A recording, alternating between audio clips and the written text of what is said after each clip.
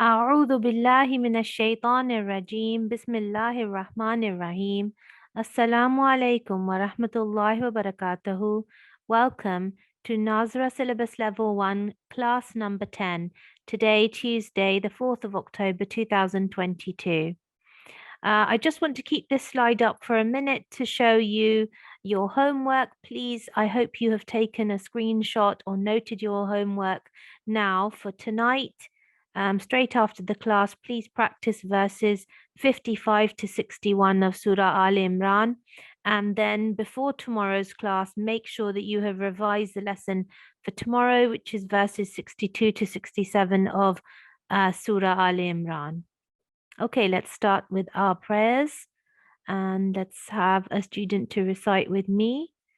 GB3109 Fuzan, Assalamu alaikum. Assalamu alaikum. Wa alaikum assalam. Okay, Fuzan, please will you recite Ta'awuz? Okay.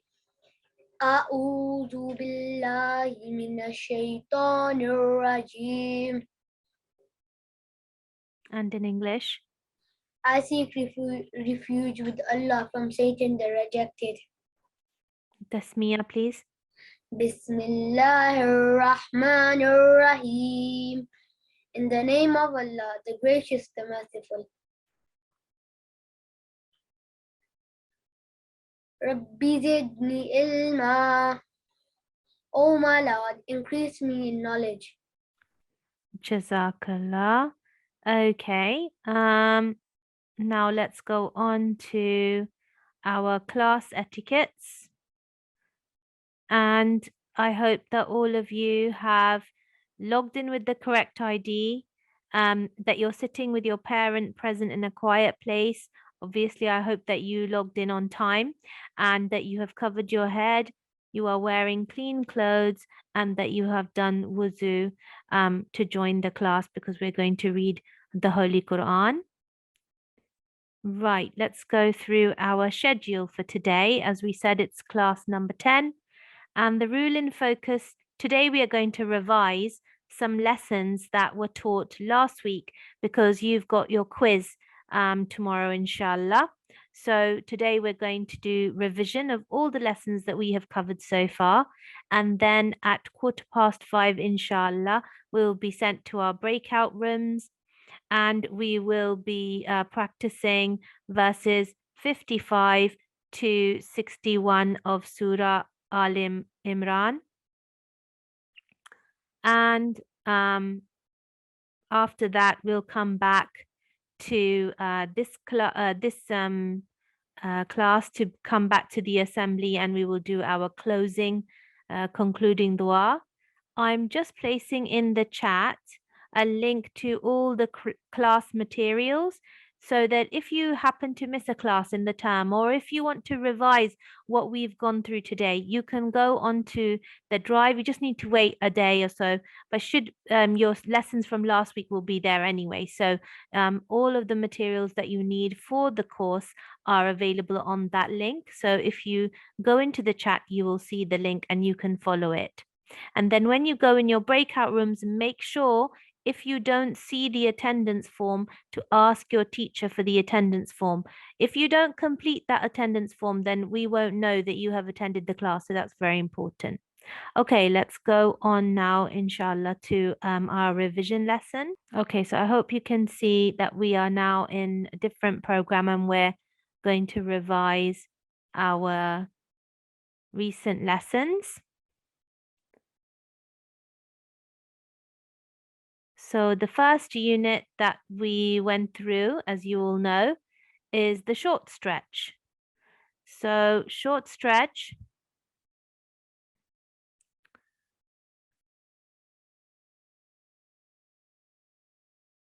includes the stroke, which is fatha.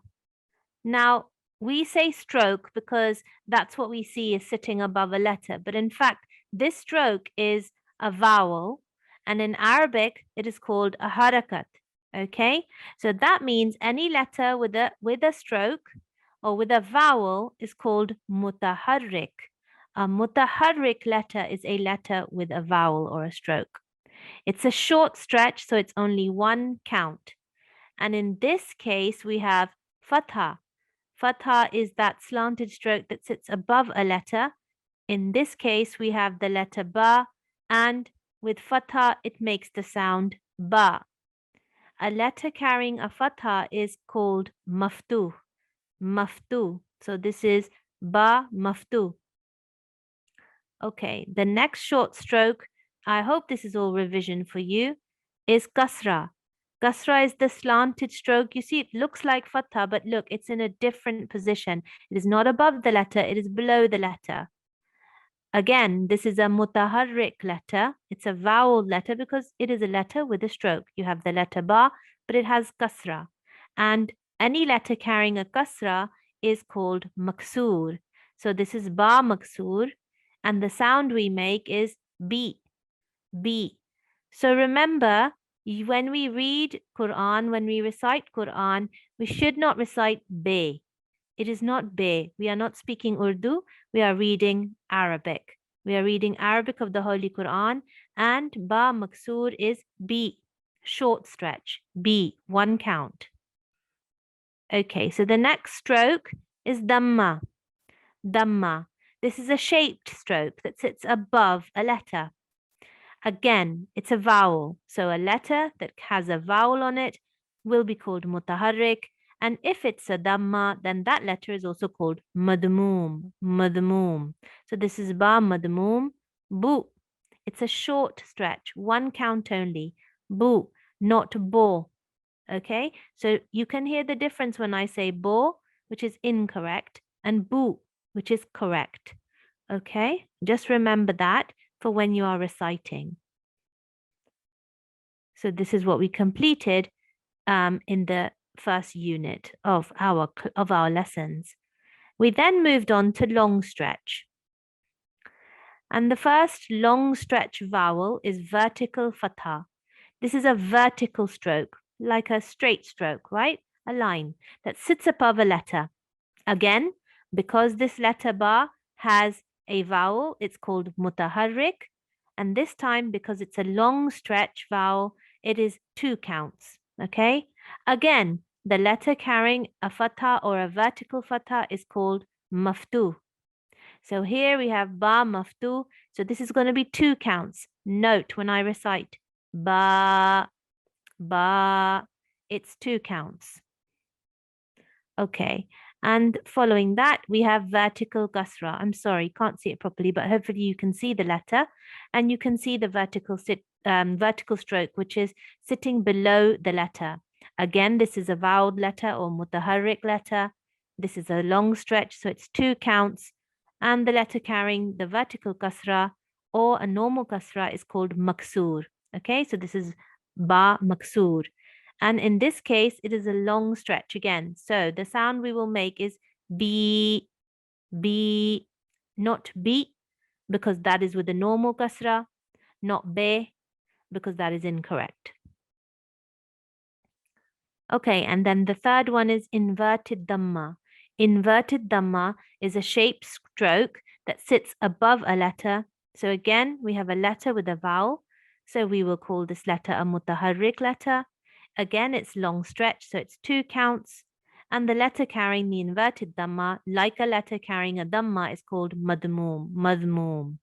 So this is ba madmum, inverted dhamma, is going to be bu, bu, longer than just bu. Okay, so that is our lesson complete. So I hope all of you are finding this really easy and it's just revision for you. But if you have any trouble at all with any of these lessons, please make sure you follow the link in the main chat and you can go and look at the materials. Okay, so now we are on to nunation. You will have had this lesson. Nunation. The first stroke to learn or to revise is fathatain. Fathatain. This is when you see the double fatha, two fatha above a letter. This is also called tanween. Okay, tanween. Again, because it's a vowel letter. It's called mutaharrik. And it depends. The count, this is very important that the count varies. Sometimes it's short, sometimes it's long. So a letter carrying a fathatain is called munawwan. Munawwan. So ba munawwan is ben. Ben.